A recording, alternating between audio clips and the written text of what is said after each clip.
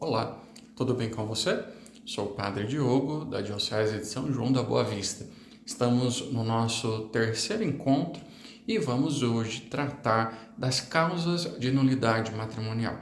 Nos nossos outros dois encontros, pensamos sobre como a Igreja vê, como a Igreja entende o sacramento do matrimônio para nos ajudar a compreendermos melhor aquilo que pode causar a nulidade de um sacramento do matrimônio.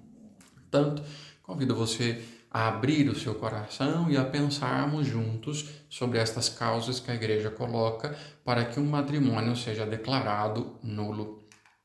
Então, as causas de nulidade matrimonial podem tornar nula a celebração do sacramento do matrimônio. Nós podemos dizer que elas podem ser classificadas em três espécies. Então, quando nós temos a presença de impedimentos dirimentes, quando nós possuímos e se realiza os defeitos do consentimento e quando existe a falta da forma canônica na celebração do casamento, do matrimônio. Então, são esses três aspectos que podem ser, então, divididas as causas de nulidade matrimonial.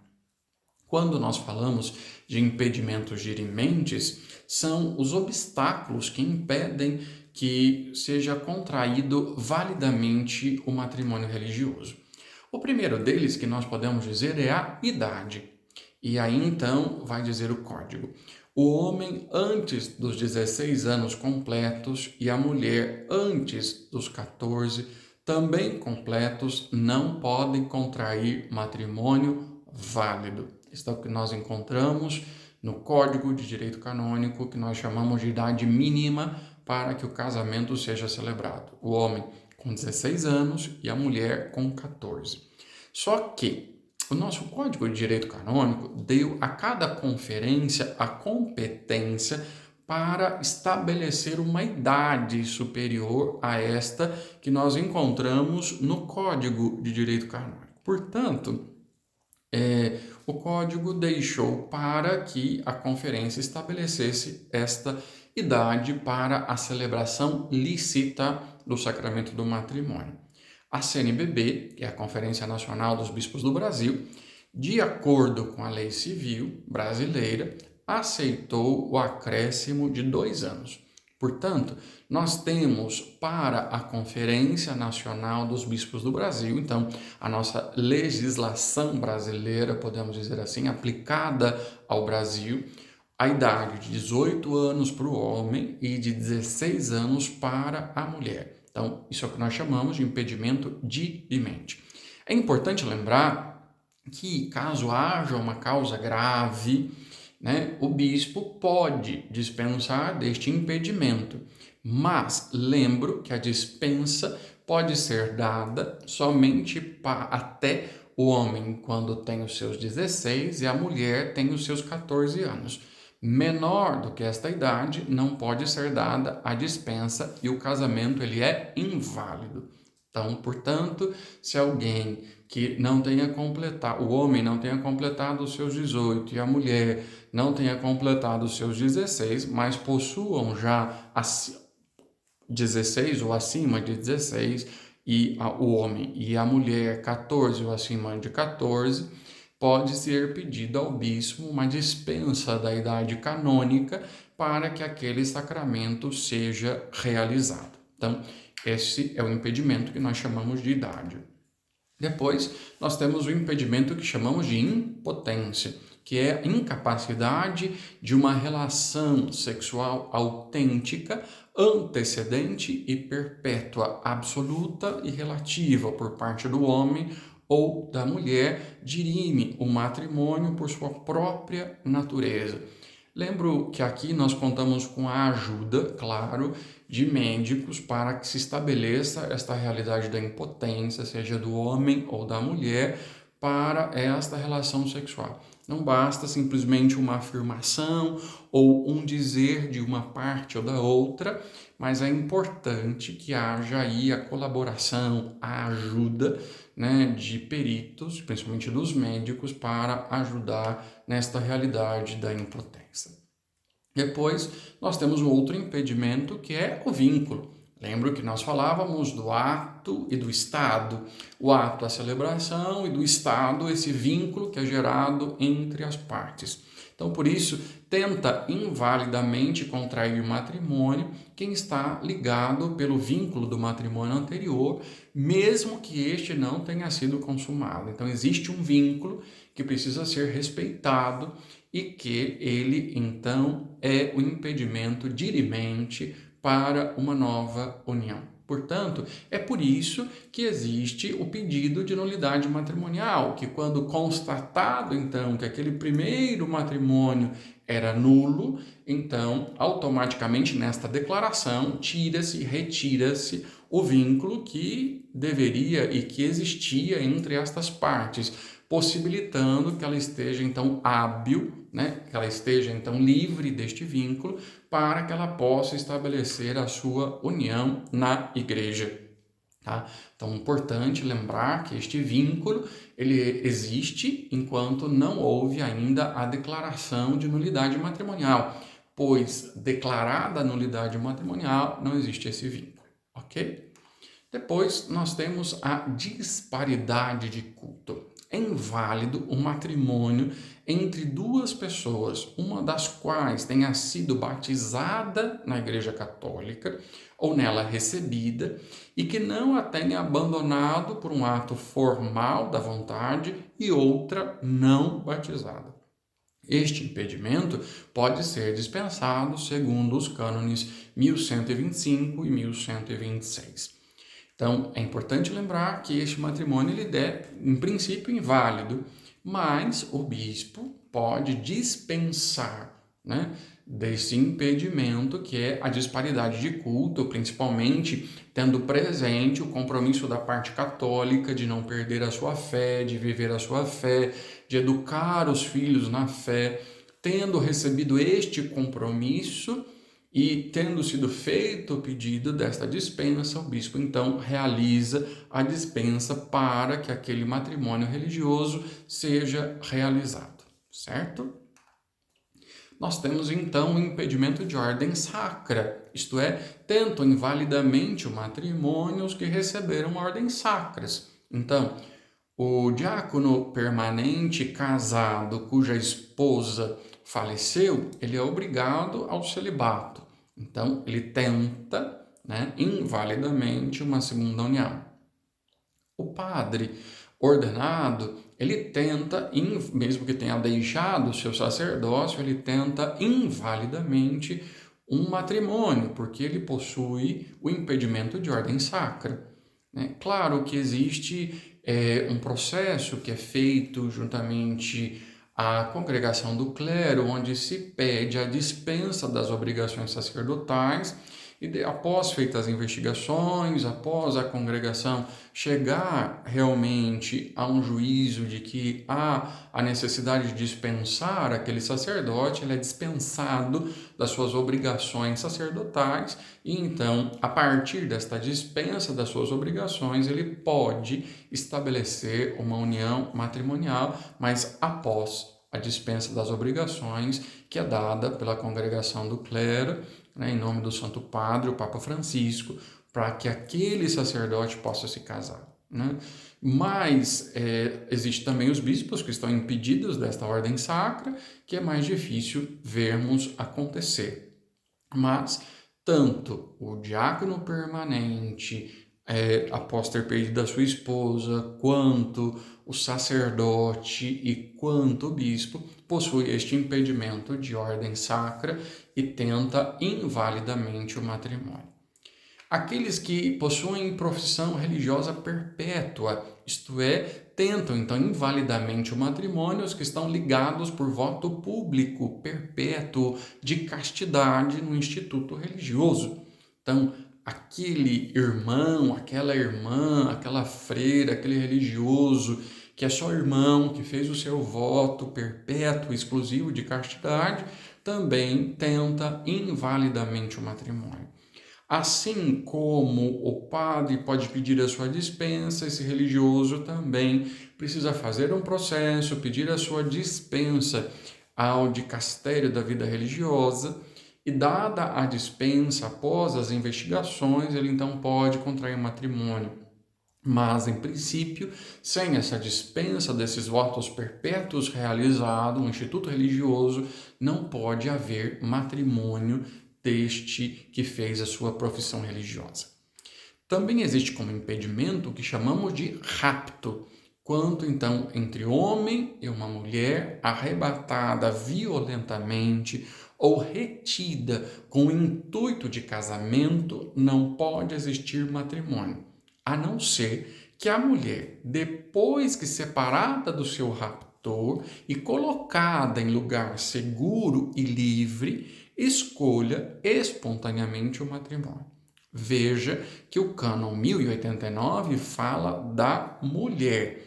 Nós não temos aqui este caso aplicado ao homem, mas simplesmente a mulher que ela é raptada, né, ou ela é arrebatada violentamente com o intuito do casamento. Então, este matrimônio, ele tem um impedimento dirimente, né? Ele possui impedimento e ele não é um matrimônio válido. Ele só vai se tornar válido, então, como diz o texto, quando a mulher é colocada num lugar seguro e livre e ela, de espontânea vontade, com a sua liberdade, escolhe pelo matrimônio, certo? Quando nós temos a questão do crime, quem, com o intuito de contrair matrimônio com determinada pessoa, mata o cônjuge dessa pessoa ou o próprio cônjuge, tenta invalidamente o matrimônio. Então, é importante lembrar, né? Também não posso pagar alguém para matar o cônjuge daquela pessoa porque eu quero me casar com ela. Aqui existe um impedimento dirimente deste matrimônio, né? Este matrimônio tem este impedimento. Então, é importante que tenhamos esta questão de que o crime não pode existir para que o matrimônio aconteça, né? Querer me livrar da outra parte para que eu possa contrair matrimônio. Quando falamos de consanguinidade, o cânon 1091, parágrafo 4, diz o seguinte: nunca se permita um matrimônio havendo alguma dúvida se as partes são consanguíneas em algum grau de linha reta. Isto é, pai com filha, avô com neta, né? Então, sempre nesta linha que dizemos de nascimento. Então, avô com neta ou avó, com neto, pai, com filha, mãe, com filho. Então, sempre essa linha reta nunca é permitido pela igreja. E no segundo grau da linha colateral. Então, há uma dispensa feita, né, dentro da legislação canônica, que todos os ascendentes e descendentes, né, dentro desta linha, quando chamamos reta, né, então pai com filha, avô com neta, e também até o quarto grau da linha colateral, ou seja, primos legítimos ou primeiros primos entre si, é inválido. Há a dispensa que é estabelecida entre a questão dos primos primeiros que o bispo pode realizar para que esse impedimento seja retirado. Então, é importante que se faça a árvore genealógica, né, para que se estabeleça, então, até onde pode ser dado esta dispensa e esta licença pelo bispo, principalmente quando estamos falando de primos, mas se estivermos falando dessa linha reta entre pai e filha, avô e neta, ou avó e neto, mãe e filho, esta dispensa não pode ser dada em nenhum momento e esse sacramento não pode ser realizado. Nós temos um impedimento de consanguinidade. Afinidade em linha reta torna nulo o matrimônio em qualquer grau. Em razão deste impedimento, por exemplo, um viúvo ou uma viúva não podem casar validamente com os respectivos sogro, sogra, enteado, enteada ou ascendentes e descendentes destes. Então, quando eu falo de afinidade em linha reta, são aí o viúvo e a viúva que talvez deseje ou tenha a vontade de casar com seu sogro, com sua sogra, com seu enteado, com sua enteada, com os ascendentes ou descendentes. Então aqui nós temos também um impedimento que chamamos de afinidade em linha reta. Depois nós temos um outro impedimento que chamamos de pública honestidade, que afeta quem está vivendo uma união não legalizada pela igreja e torna inválido o casamento com os filhos ou os pais do parceiro ou da parceira. Tá? Então, a pública honestidade, quando ouvirem falar sobre isso, nós estamos falando por aqueles que vivem uma união não legalizada pela igreja e torna, então, inválido o casamento com os filhos ou os pais do parceiro, que é o cânon 1093. Depois, nós temos o impedimento de parentesco legal, que significa que não podem contrair matrimônio os que estão ligados por parentesco legal produzido por adoção na linha reta ou no segundo grau da linha colateral, que é o cânon 1094. Como, por exemplo, entre o adotante e o adotado, ou entre um destes e os parentes mais próximos do outro. Então, nós estamos falando deste parentesco legal ligado à questão da adoção. Segue a mesma linha do que nós falamos de consanguinidade, falamos também da afinidade e também o parentesco legal segue esta linha de vínculos que são estabelecidos. Depois, no segundo característica que nós temos dentro das causas de nulidade são os defeitos do consentimento. Quando eu falo de um defeito de consentimento, primeiro eu preciso entender que pode ser por parte da mente, isto é, da parte que chamamos psicológica da pessoa. Então, os que não têm suficiente uso da razão, ou seja, os que sofrem algum transtorno quando vão prestar o consentimento, que a gente encontra lá no 1095, parágrafo 1º.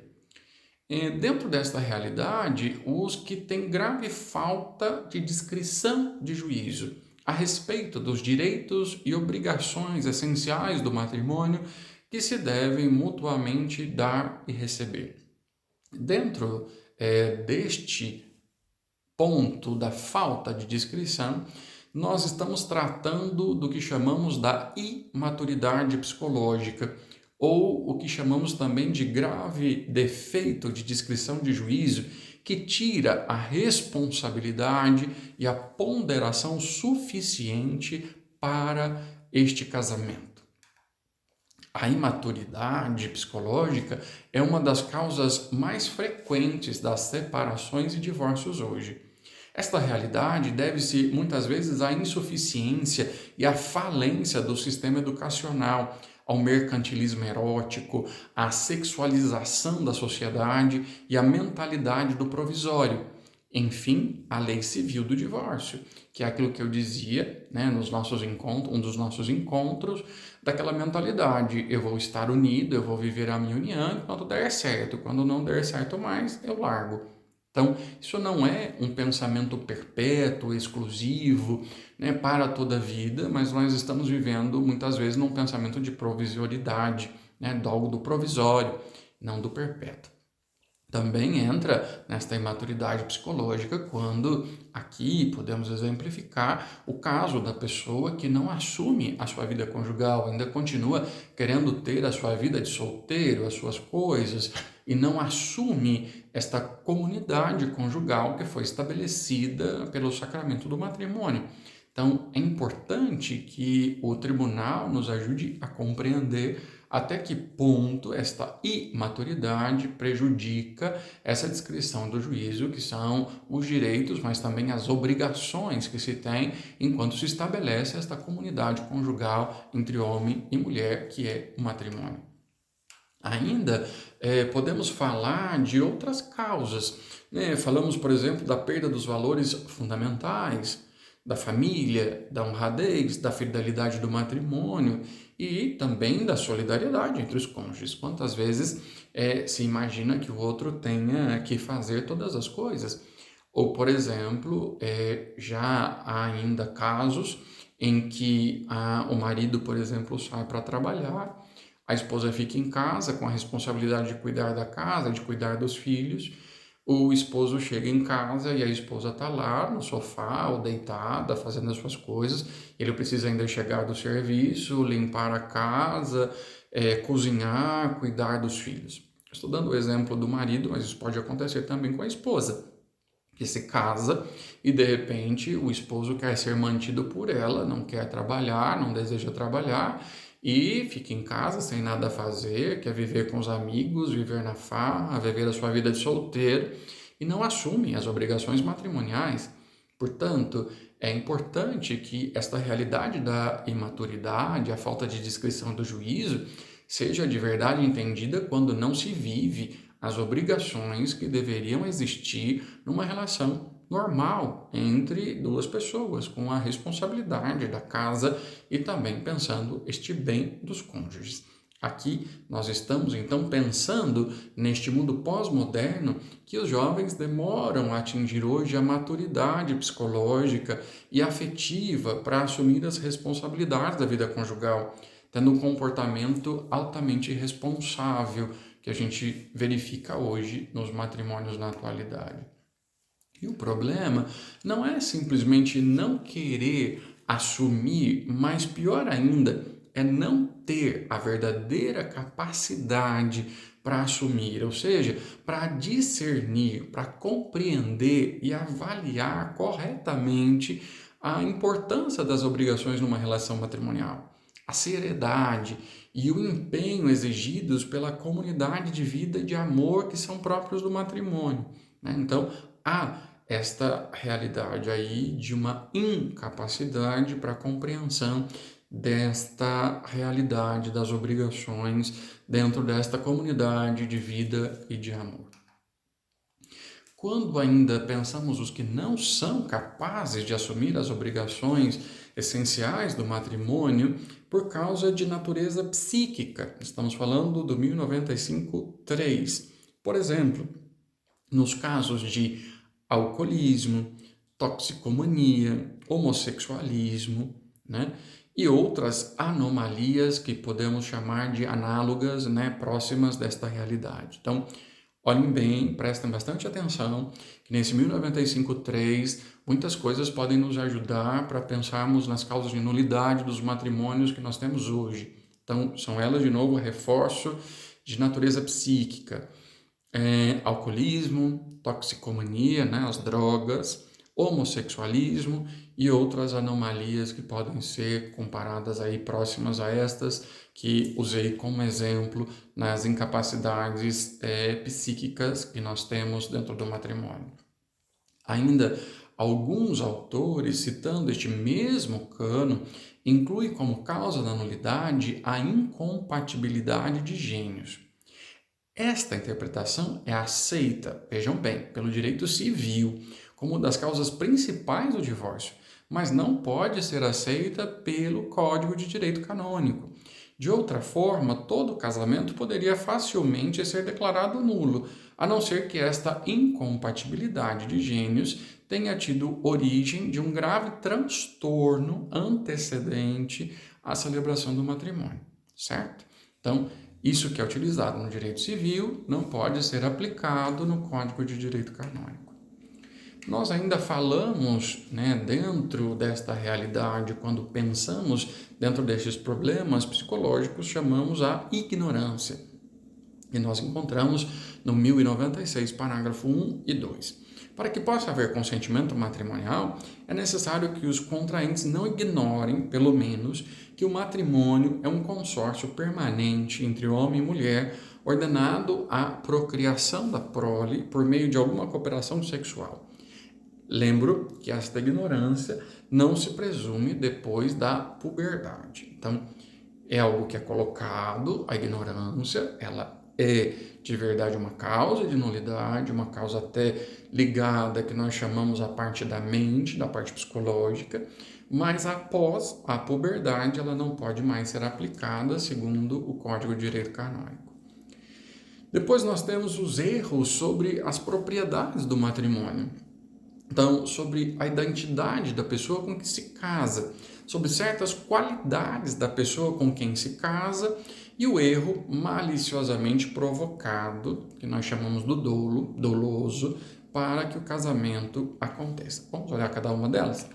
Então, quando nós falamos da simulação total, isto é, presume-se que o consentimento interno, isto é, aquilo que a pessoa traz no seu coração, está em conformidade com as palavras que ela está dizendo dentro da celebração ou com os sinais que são empregados também na celebração do matrimônio. Contudo, se uma das partes ou ambas, por um ato positivo da vontade, excluem o próprio matrimônio, vão contrair invalidamente este matrimônio. Cânon 1101, parágrafo 2º.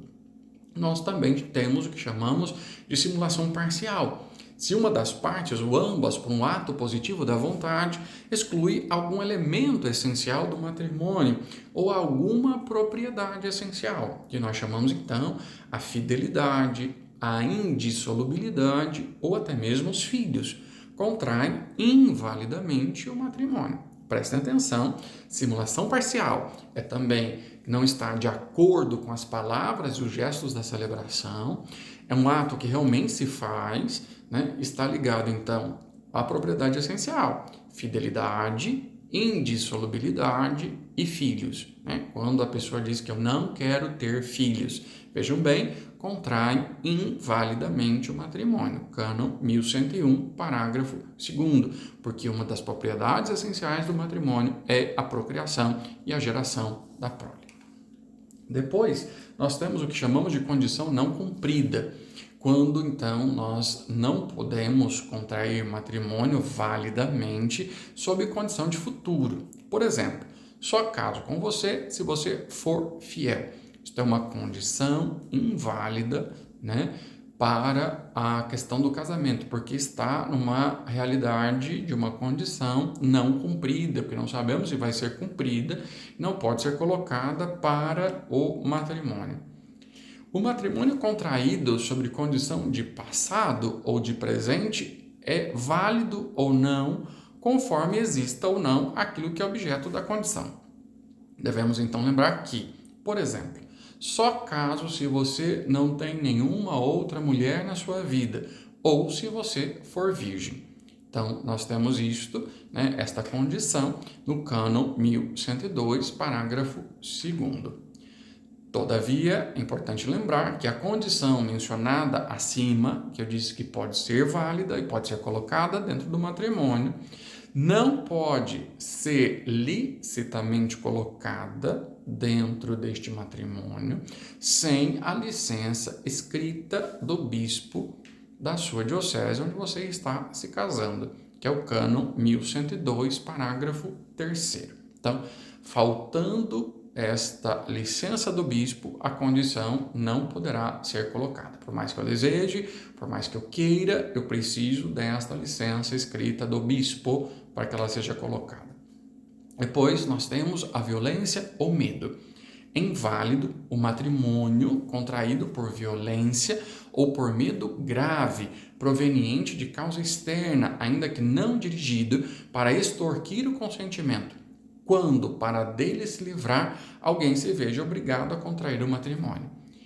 Lembremos que nessa violência ou medo entra muitas vezes a mulher que ficou grávida e possui aí um medo dos seus pais, que são muito rígidos, são muito rigorosos e de repente opta pelo casamento porque há uma obrigação, porque ela ficou grávida de que ela se casasse. Nós temos então um medo grave, pode não chegar a uma violência, mas é um medo grave dos seus pais e por isso ela se coloca ali para se casar. Vejam, não houve liberdade e nós temos um medo que está originando um matrimônio. Por isso, então, nós temos um matrimônio inválido quando este matrimônio é gerado por violência ou por medo, isto é, incentivado por violência ou por medo.